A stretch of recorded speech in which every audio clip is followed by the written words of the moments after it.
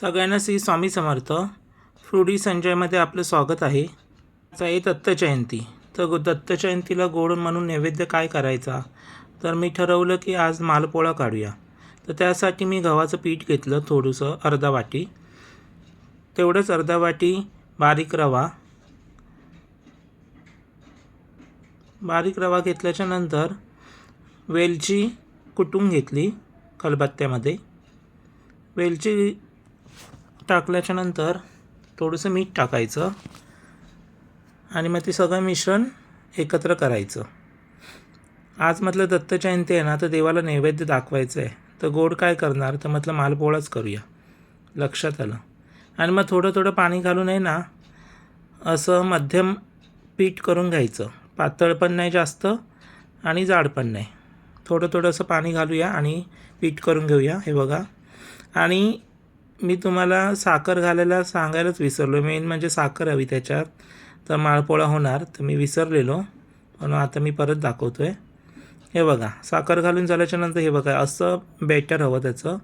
आणि थोडी ना हळद टाकायची, म्हणजे हळद म्हणजे कलर येतो, असा फिकट नाही दिसत ते. असं चांगलं ढवळून घ्यायचं. ढवळून झाल्याच्यानंतर गॅस पेटवायचा आणि गॅसवर तवा ठेवायचा. तेव्हा तापत ठेवल्याच्यानंतर तवा चांगला तापल्यानंतर तो बारीक करायचा,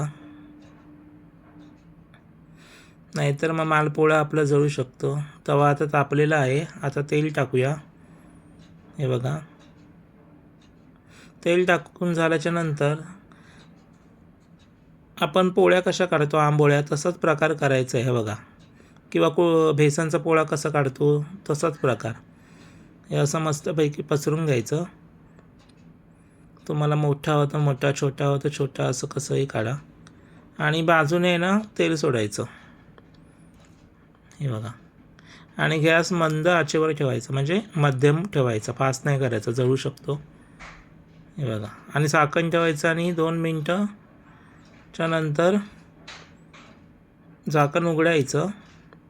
आणि बघा, मस्तपैकी तो भाजला गेला आहे. तो असाच दिसणार.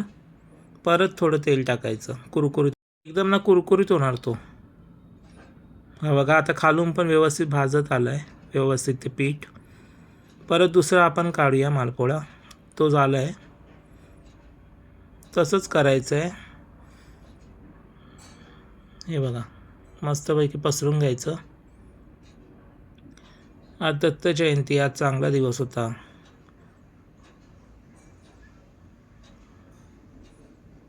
पसरून घेतल्याच्यानंतर परत तीच प्रोसिजर. थोडं तेल सोडायचं. तेल सोडून झाल्याच्यानंतर झाकण ठेवायचं आणि झाकण ठेवून 2 मिनटाच्या नंतर परत तो परतून घ्यायचा.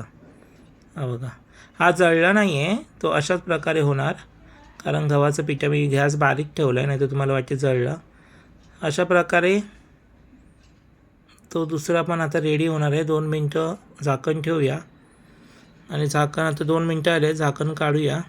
हा बघा, हा पण मालपोळा रेडी आहे. अशा प्रकारे करून बघा आणि माझ्या रेसिपीला लाईक, सबस्क्राईब, शेअर, कमेंट करा. तुम्हाला आवडली तर धन्यवाद.